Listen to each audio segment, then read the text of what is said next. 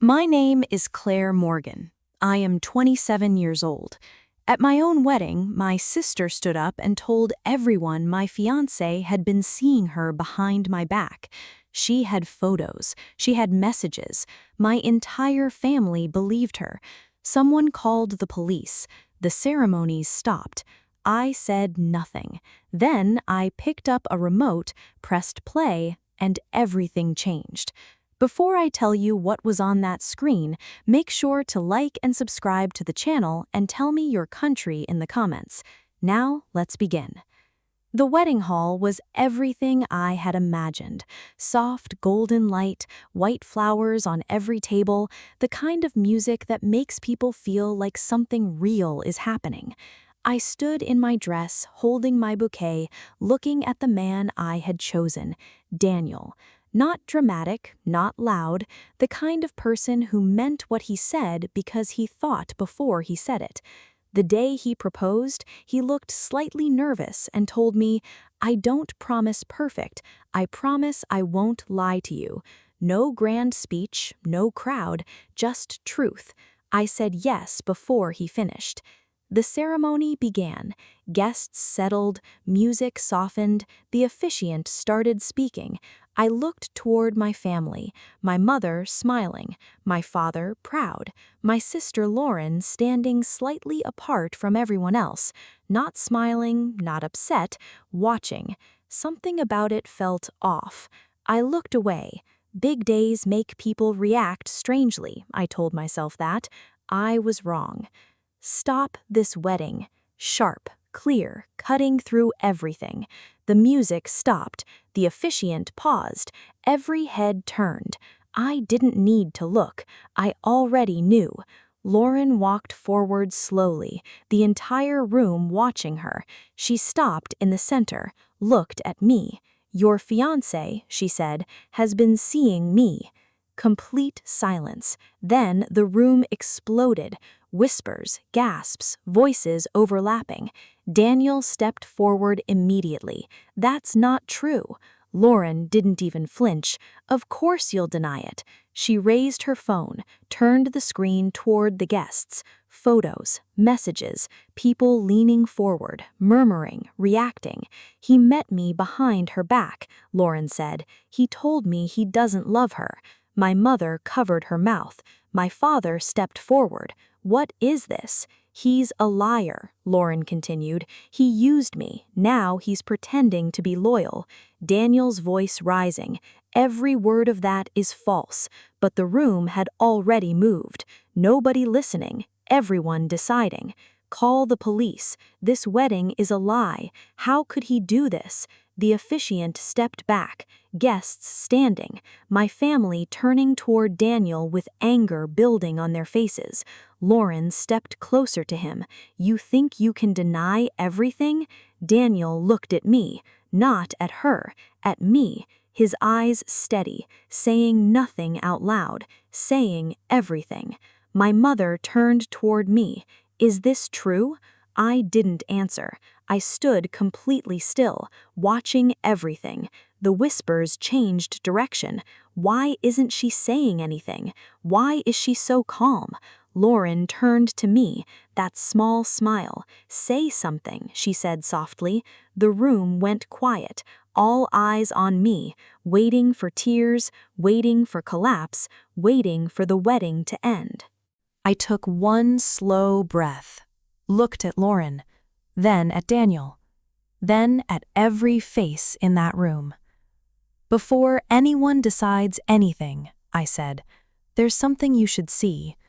Confusion spreading, Lauren's smile fading slightly. I turned toward the screen at the front of the hall, picked up the remote. "You all saw her proof," I said. "Photos, messages." I paused, but nobody asked where they came from. I pressed play. The screen lit up. A cafe, quiet, afternoon light through the windows. Lauren appeared on screen, nervous, waiting. Then Daniel walked in. The hall was completely silent. On screen, "You said it was urgent." Lauren moving closer. I need to tell you something directly. A pause. I love you. Gasps across the entire room. Leave her, the screen version of Lauren said. Choose me instead. Daniel on screen stepping back. No. One word.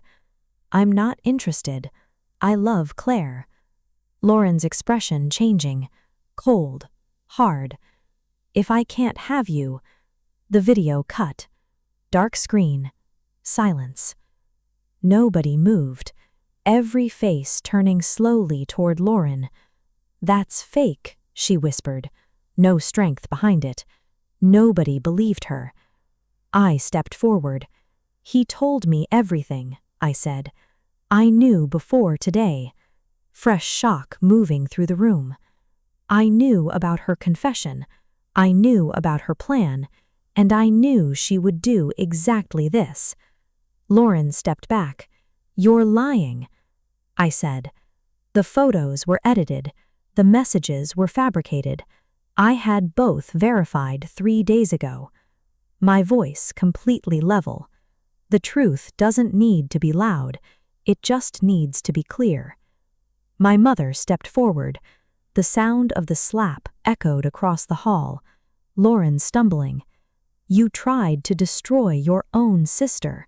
My mother's voice breaking, tears on her face.